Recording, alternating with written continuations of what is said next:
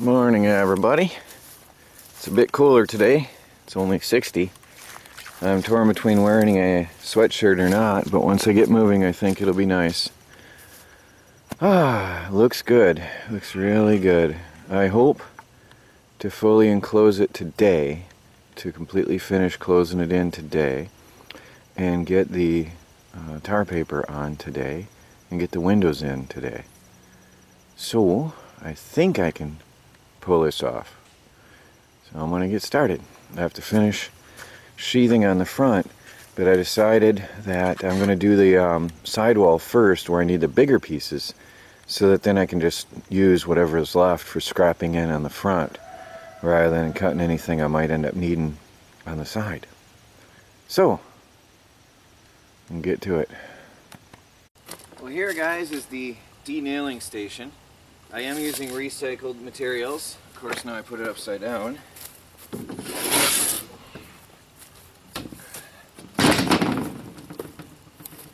I'm using recycled wood, so I have to take the nails out. And my beautiful wife trying to sneak by without me noticing. So here's where I have to take out the nails over here, like I said 3 times. And they go over in the trees, because now I'm very careful. I put my nails where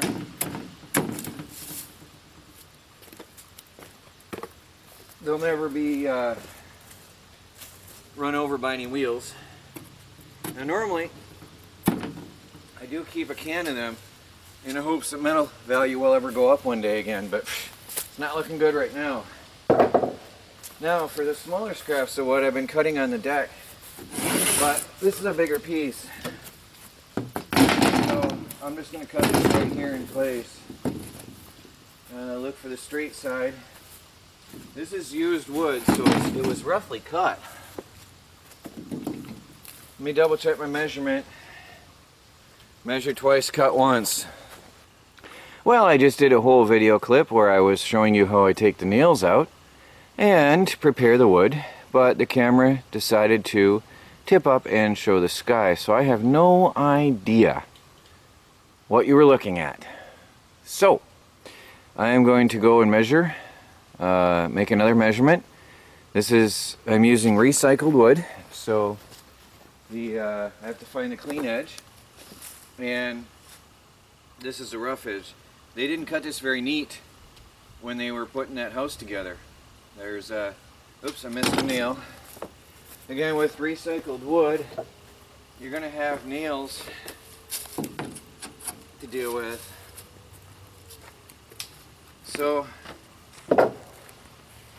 Melanie's trying to sneak by the camera again.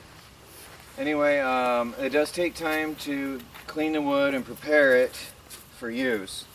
And then, of course, because there's rough cut edges, sometimes it doesn't mesh perfectly. But it is reclaimed material, so you know, you get what you pay for. 0. Be right back. I'm going to measure again. Measure twice, cut once, and I do believe that. Alright, we got a 59-inch piece. We're going to take almost all this. Oh yeah, it's going to take most of this board. I'm just setting up for the morning, so I am still running around gathering my tools as I go.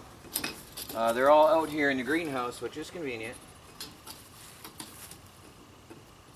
I don't think my caffeine is fully sunk in, so I'm not tracking as well as I should with bringing out my tools.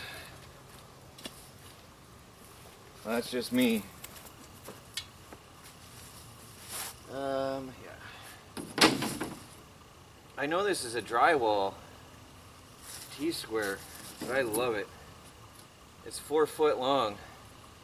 And oh, I love this. This is one of my most valued tools out here, next to the Ryobi toolkit.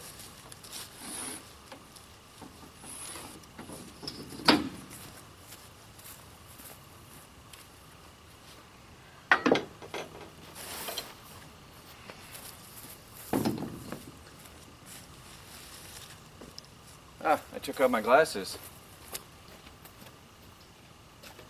in these early morning hours, my glasses steam up on me quite often, so I take them off in between cutting, and then I gotta go grab them again. Make sure I'm not gonna cut the table.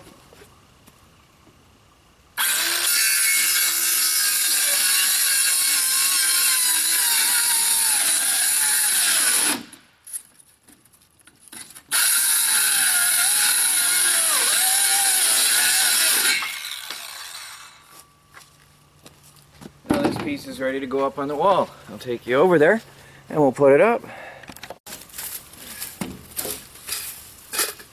You can sure tell that had drywall on it. That's cement. Looks like they were mixing mud on that. So I'm cutting this to cover. I could go 48 inches, but then I'd have to piece in a bit here and piece in a chunk in here. So I'm putting the board sideways to cover as much span of the wall as possible to help tie it in better and secure it up.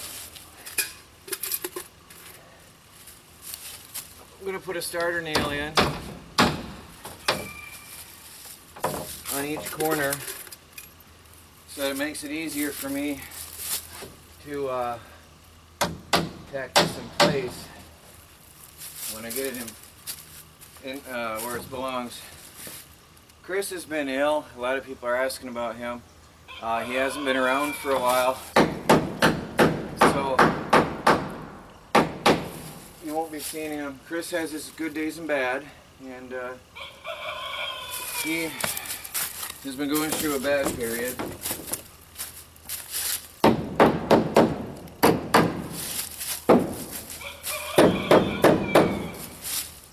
So I'm on my own out here right now.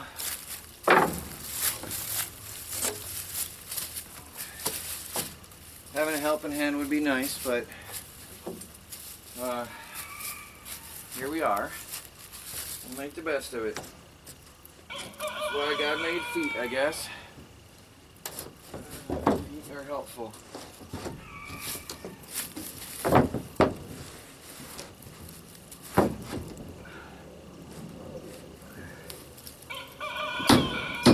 I just tacked it in lightly so I can come over here, see if my line is straight. I'm liking it.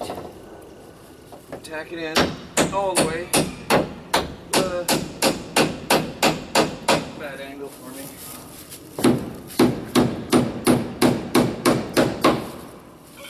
Now,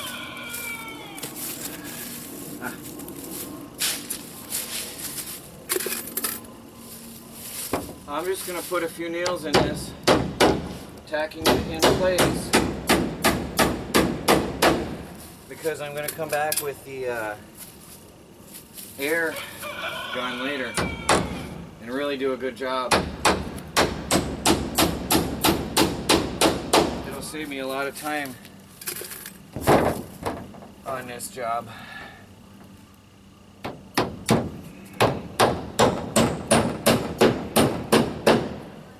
Because I'm racing against time.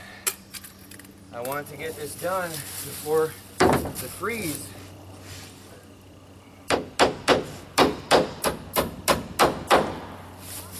We have peas that grew up. I don't know where they came from. Peas just grew up in the garden all over the place. So we're going to save them. We're going to use them. Now, when I get the air nailer up, I'm going to really tack that on well. But right now, I just want to get things in place, cut and piece together, and then I can come through and just blast it all in one smooth move.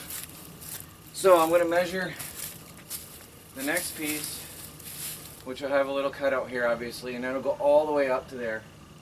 I think, if that, I don't know if 48 inches width will go that high, but I'm going to have a look at that and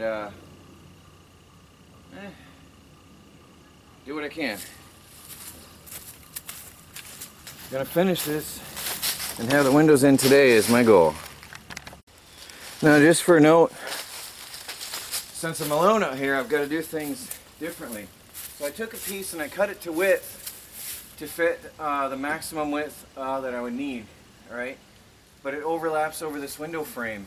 So what I did, I tacked it up with 2 nails to hold it in place, just lightly tacked it up. And then I went in and I traced with a pencil around the window frame, so that'll be cut out. And then I went up on the ladder here, and I marked where the slope of the roof is, here and here, and that I'll cut off. Actually, I gotta cut a little bit lower from that point. And that I'll cut off. And now I know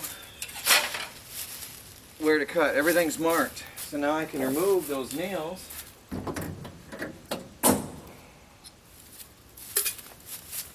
And then I can take this over to cut.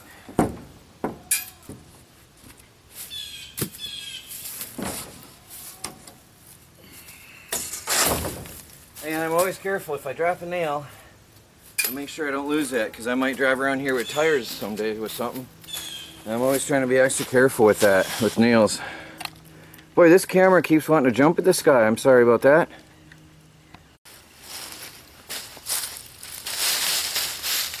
I cut my board. And now it's time to put it back up. I'll put the nails through the same 2 holes I had. They were just lightly tacked anyway, so it doesn't do any harm to anything, I think. Ooh, where was that hole? It's funny, now I can't find them. I think there was one.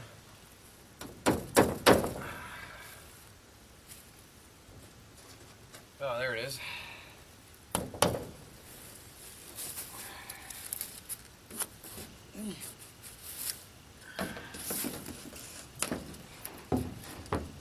Second board up is always easier because you got a ridge to set it on. So much easier to work with.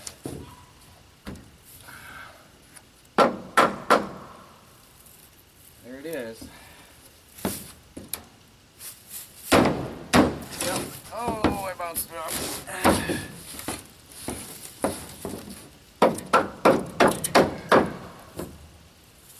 Right there.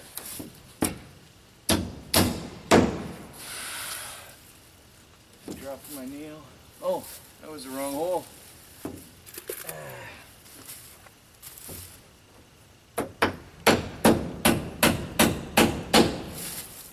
Now, again, 2-3 nails per board, just to keep it in place. Later, I'm going to come up through here and do this properly with the finishing nailer, or the roofing nailer.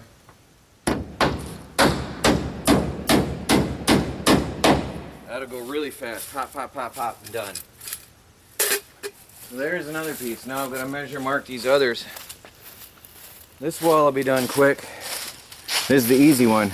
Now what I did here, on the other side, I took an 8-footer.